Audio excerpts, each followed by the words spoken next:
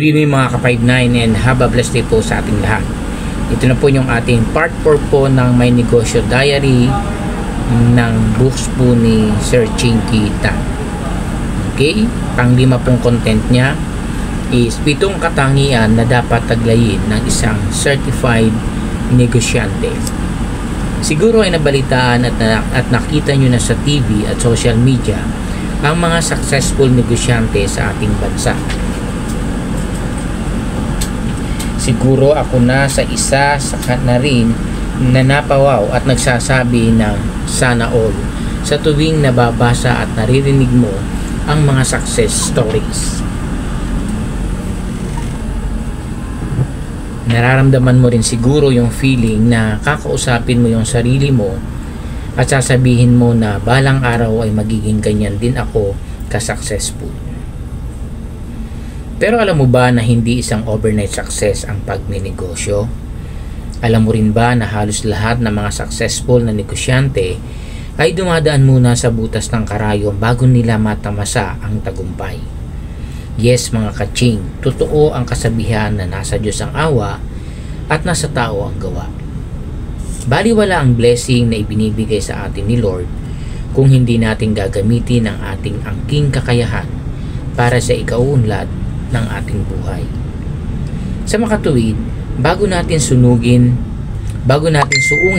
ang pagnenegosyo, dapat natin tanungin muna sa ating sarili kung taglay ba natin ang mga katangian ng isang certified negosyante. Alamin ang mga sekreto at katangian nila at kung gagayahin natin, ay mas lalaki ang tsansa na magtagumpay din tayo sa itatayo nating negosyo. Kaya wag na nating patagalin at ibabahagi ko sa inyo ang 7 katangian na dapat taglayin ng isang certified negosyante. Katangian number 1, malakas ang loob. In order to be a certified negosyante, we must learn how to overcome our fear. Dapat ay malakas ang ating loob. Baliwala ang mga magagandang ideya at estratehiya na ating naiisip sa pagninegosyo kung pangungunahan tayo ng takot at pangamba. Ang ilan sa mga takot na karaniwang nagiging dahilan upang hindi tayo makapagsimula sa pagninegosyo ay takot baka hindi mag-click ang business, takot baka malugi ang negosyo, takot mag-resign sa trabaho at baka wala nang balikan, takot baka masayang lang ang puhunan. Ang mga takot na ito ay humahadlang sa atin para hindi na tayo makapagsimula. Siguro ang iba sa atin ay 5 o 10 taon na panagbalak na magtayo ng negosyo pero until now, nga pa rin kasi nga napangungunahan ng takot. Gusto ko lang i-share yung kanta ng parokya ni Edgar na ang title ay Akala. Huwag kang matakot na baka magkamali, walang mapapala kung di ka magbabakasakali. Dahil lumilipas ang oras, baka ka maiwanan kung hindi mo susubukan. In other words, dapat ay malakas ang loob ng isang certified negosyante. Hindi siya nagpapadala sa mga takot niya. Sinisimulan at ginagawa niya ang kanyang mga plano at hindi lang siya nakokontento sa pagsasabi ng sana all. Katangian number 2, marunong mag-take ng risk. May isa akong paboritong kasabihan na palagi kong nire-remind sa sarili ko kapag nanghihina ang aking loob. Heto yung, without risk, there will be also be no reward. Ulitin ko po yung kasabihan po ha, maganda po ito. Without risk, there will be also no reward. Ibig sabihin lahat ng tagumpay ay may kaakibat na risk. At ang tagumpay na ito ay hindi natin mararanasan kung hindi tayo willing mag-take ng risk. Tandaan na ang isang certified negosyante ay marunong mag-take ng risk. Siyempre, tinitimbang niya muna ang sitwasyon bago niya suungin ang pagninegosyo at sinisigurado niya na worth it na mag-take ng risk. Para lang yang love life. Ang pagninegosyo ay maahilin tulad natin sa panliligaw. Nung nanliligaw naman tayo, hindi naman tayo sigurado na sasagutin tayo ng ating nililigawan, di ba? May chance na mabasted tayo pero tinutuloy pa rin natin dahil nag-risk tayo at umaasa na balang araw ay makakamit natin ang matamis na oo ng ating nililigawan. At napakasarap sa pakiramdam nang tayo ay sagutin at tayo ay nagtagumpay dahil nga tama lang at sumugal tayo at ipaglaban natin ang ating nararamdaman sa ating iniirog. Nax, my forever. Balik tayo sa pagninegosyo. Tip lang na kung ang edad natin ay nasa 20s to 40s years old pa lang, dapat ay lakasan natin ang ating loob na mag-take ng risk, lalong-lalo na sa pagninegosyo. Bakit? It pays to start early. Naririnig nyo na ba ang kasabihan, the early bird catches the early worm? Ganyan tayo dapat kaaga nagsisimula at nagtatayo na ng ating sariling negosyo. Tandaan na the earlier we take the risk of doing a business, the earlier we will be successful. You will have time and energy. You still have the time and energy. Kung sakali naman na mag-fail ang ating itatayong negosyo, may malaking chance na para ma-recover natin ang puhunan dahil bata pa naman tayo. Pwede pa kasi tayo magtrabaho at kumita ulit. Pero kung ang edad natin ay nasa 50s at pataas na, medyo risky na at mahirap nang makarecover kapag nalugi ang isang negosyo. Magpi-play ka kasi ng malaking factor ng health and wellness since kulang na sa time and energy. Katangian number 3, patient at marunong maghintay. Malakas na ang loob mo at nag-risk ka na sa pagsisimula ng negosyo. Ang susunod na dapat nating taglayin bilang isang certified negosyante ay ang pagiging pasensyoso at paghihintay sa tamang panahon. Tandaan na ang tagumpay sa pagninegosyo ay hindi isang uri ng magic na matapos itayo, kinabukasan ay kikita at magtatagumpay na kaagad ito. Patience is the key to fundamental success, especially in business. Tandaan na walang elevator papuntang tagumpay. Kailangan nating dumaan sa hagdan. Ang SM, hindi naman SM kaagad yan nang itinayo ni Henry C. Nagsimula siya sa isang maliit na sapatusan sa Quiapo. Ang Jollibee ni Tony Tan Caktiong ay hindi kaagad fast food chain nung itinayo. Ito ay nagsimula bilang maliit na ice cream parlor. Pero nakita naman natin kung gaano nakatagumpay ang mga negosyong ito sa ngayon. Hindi lang nationwide kundi naging worldwide pa. Ibig sabihin, kung magtatayo tayo ng business, huwag tayong mainip sa proseso. Dadaan talaga tayo sa maraming pagsubok. Baka nga may mga pangyayari pa na ma-fail tayo sa umpisa, pangalawa at pangatlong pagsubok natin. Pero hindi ito rason para mainip tayo. Sa bawat failure kasi sa pagninegosyo ay may mga mahalagang aral na matututunan tayo. At ang mga aral na ito ang nagtatama sa ating mga nagawang pagkakamali upang hindi na natin gawin ulit ang mga bagay na ito. Tandaan na walang tao na yumayaman kaagad habang siya ay nagsisimula pa lang sa pagninegosyo. Let us trust and enjoy the process. Huwag tayong masyadong mag-focus kaagad sa income at kikitain natin dahil darating din ang araw para diyan. Having a business is like planting a tree. Kailangan ay alagaan natin ito, diligan at bantayang mabuti. At kapag tama na ang panahon ay mamumunga rin ito at pwede na nating pitasin ang tagumpay na bunga ng ating pinaghirapan. I can assure you na masasabi natin sa ating mga sarili balang araw na worth it ang pagiging patient dahil mas masarap maranasan ang success kung ito ay pinaghihirapan at matiyagang hinintay na dumating. Katangian number 4. Resilient at naayos agad ang mga problema. Ang isang certified negosyante ay pagpupursige at hindi madaling sumuko sa mga pagsubok. Remember that having a business is not like laying on a bed of roses. Kung mahina-hina ang loob natin at madali tayong sumuko sa mga pagsubok, dapat ay pag-isipan muna natin kung gusto pa rin nating ituloy ang pagtatayo ng negosyo. Totoo na mahirap maging empleyado, pero mas mahirap na maging negosyante. Araw-araw, kailangan na nating harapin ang iba't ibang mga pagsubok at ang ilan sa mga ito ay wala o mababang benta, mga customers na nagre-reklamo, pangungutang ng customer na hindi nagbabayad, problema sa ugali ng empleyado, mga mataas na bayarin sa renta, sahod at iba pa, mga business permit and other requirements, pagkalugi ng negosyo. Normal lang na maranasan ang mga pagsubok at challenges na ito. Minsan ay dadagdag pa sa problema mo ang mga bulong ng kaibigan at kamag-anak na isara mo ang negosyo mo at malulugi ka lang dyan, o bakit ka pa nagtitiyaga dyan sa negosyo mo kung pwede ka namang mag-apply ng trabaho. Tandaan natin na walang negosyong perpekto. Nasa atin na lang kung paano natin susolusyonan ang mga problemang ito. Dito papasok ang pagiging resilient natin o kung paano tayo makarecover kaagad at mabigyan ng solusyon ang mga problemang ito. Kung nahihirapan na tayong mag-decide para sa ating sarili, maaari tayong humingi ng tulong sa mga kaibigan o kamag-anak na may karanasan sa pagninegosyo. Pwede rin tayong lumapit sa mga eksperto sa negosyo para tayo ay magabayan.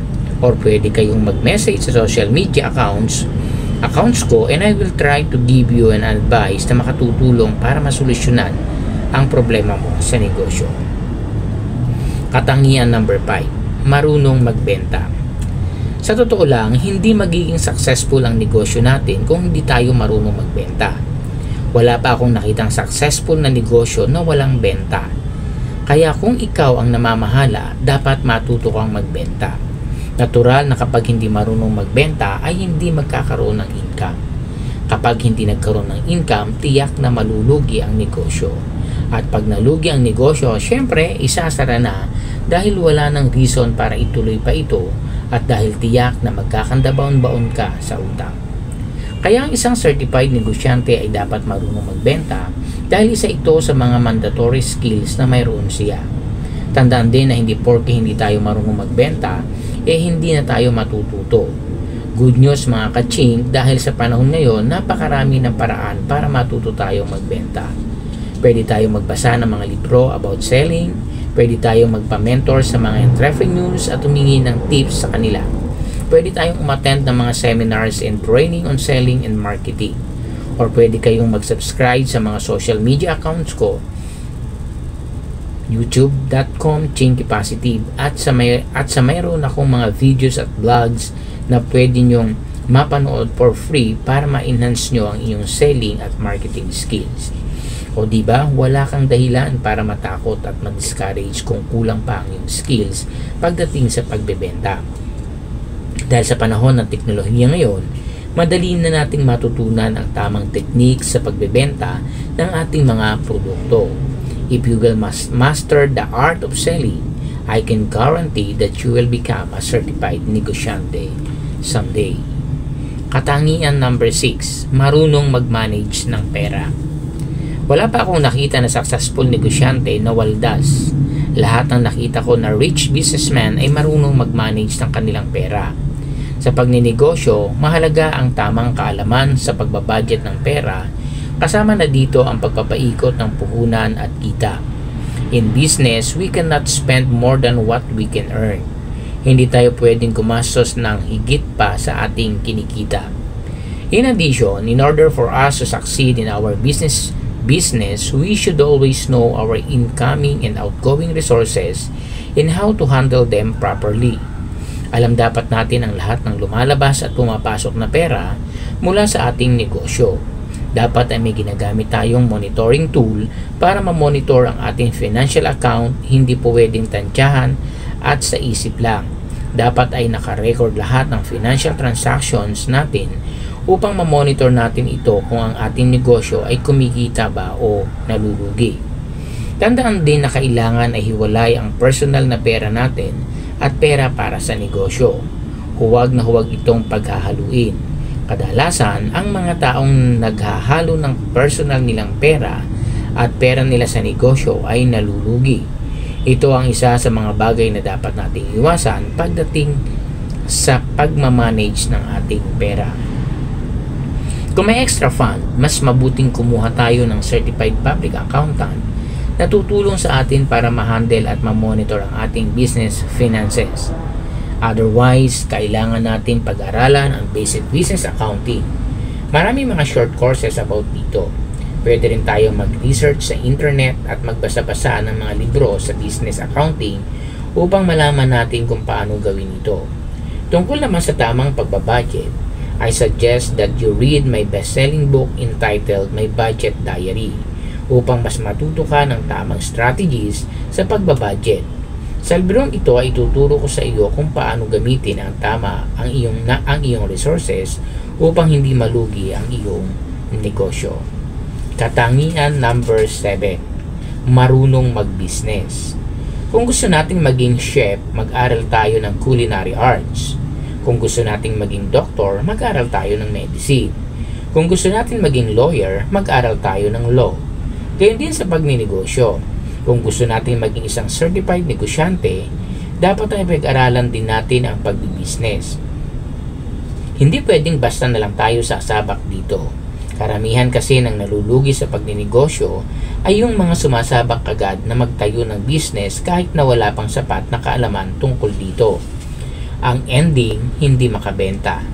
Nalugi ang negosyo, naubos ang pera at nabaon sa utang. Mapapakanta ka na lang sa bandang huli ng napakasakit, Kuya Eddie, ang sinapit ng aking buhay.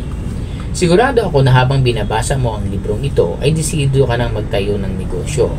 At binabati kita dahil you are on the right track at ginagawa mo ang isa sa mga hakbang para ikaw ay maging certified negosyante. At ito ay mag-invest para sa sarili mong kaalaman. Kung gusto mong turuan kita directly kung paano mag-umpisa ng sarili mong negosyo, pwede ka rin sumali sa aking special online courses na Juan Negosyante, How to Start Your Business from Scratch. Bumisita ka na sa site ng chink.tv.com and mag-enroll. Itanim natin sa ating isip na we are the best resources to accumulate wealth and success. Ibig sabihin, kailangan ay pagyamanin muna natin ang ating kaalaman bago ang ibang bagay dahil sa ating sariling kaalaman nakasalalay ang pagtatagumpay ng ating negosyo. Bago natin problemahin ang magandang lokasyon o ang mga empleyado natin na ating i-hire, dapat itanong muna natin sa ating sarili kung sapat na ba ang kaalaman ko sa pagpapatakbo ng negosyo. Meron na ba akong sapat na skills o kakayahan para mapatakbo ko ang aking negosyo ng tama? Ang ilan sa mga skills o kakayahan na kailangan nating matutunan sa pagninegosyo ay ang mga sumusunod: management skills, selling and marketing skills, accounting skills, closing the deal skills, networking skills. Tandaan natin na kailangan natin mag-invest ng time, money and effort para magkaroon ng mga skills na kakailanganin sa pagpapatakbo ng negosyo. Pagyamanin natin ang ating kaalaman at kakayahan upang maging handa tayo sa pagpapatakbo ng ating negosyo. Kapag sapat ang ating kaalaman at kakayahan, mas magiging confident tayo sa ating sarili. At pag mas confident tayo sa ating sarili, mas madali na nating mapatakbo ang ating business. Ngayon alam mo na ang 7 katangian na dapat taglayin ng isang certified negosyante. Sigurado akong mas lumalakas ang loob mo na maging isang successful businessman.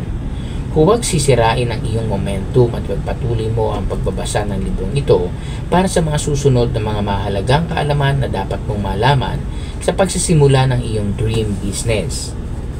So, yun po ang ang part 4 po ng ating My Negosyo Diary ni Sir Chinkitan. So, susunod naman po yung part 5 para po matuloy-tuloy natin matapos po yung libro na to, na patuloy nyo lang pong pakinggan para po maramdaman ninyo kung kayo magsisimula na kahit panimulang negosyo lamang po. So, pagpapatuloy ko po ito sa susunod. Maraming pong salamat and God bless po sa ating lahat.